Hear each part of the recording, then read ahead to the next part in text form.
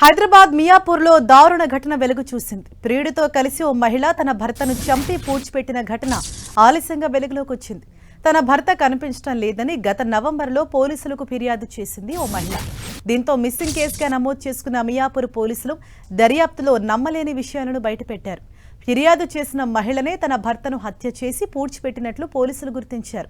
మహిళా call record, CC ఫుటేజ్ను పరిశీలించిన పోలీసులు మహిళ తన ప్రియుడితో కలిసి భర్తను హత్య చేసినట్లు నిర్ధారించారు.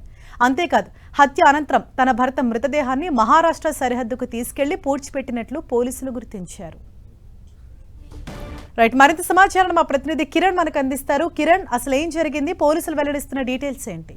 కట్టుకున్న భర్తనే అత్యంత కిరాతకంగా ప్రియుడితో కలిసి హతమార్చిన ఘటన ఆలస్యంగా వెలుగులోకి వచ్చింది. గత ఏడాది నవంబర్ లో తన భర్త కనిపించట్లేదంటూ స్థానిక మియాపూర్ పిఎస్ లో కంప్లైంట్ ఇచ్చింది నేరుగా భర్త. అయితే ఇందుకు సంబంధించి కూడా అనేక అనుమానాలు వ్యక్తమవుతున్న నేపథ్యంలో పూర్తి స్థాయిలో భార్య కాల్ రికార్డ్ ను ఆధారంగా చేసుకుని సీసీటీవీ ఫుటేజ్ ని పరిశీలించిన తర్వాత కట్టుకున్న భర్తనే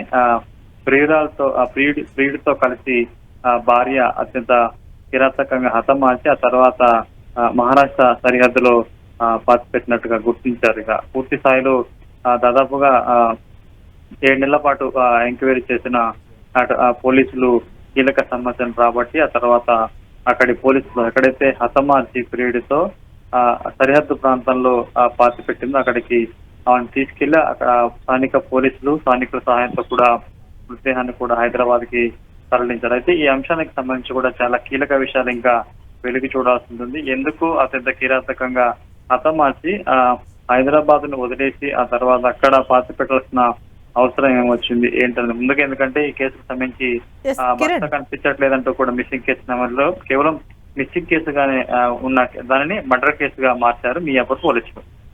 కిరణ్, అంటే ఈ ఇన్సిడెంట్ లాస్ట్ నవంబర్లో జరిగినట్లు తెలుస్తోంది. అంటే ఇన్ని మంత్స్ చాలా ఆలస్యంగా ఈ ఘటన వెలుగులోకి వచ్చింది. అంటే అసలు ఏం జరిగింది? కుటుంబ సభ్యులు కానీ అసలు పోలీసులు కానీ ఏమంటున్నారు?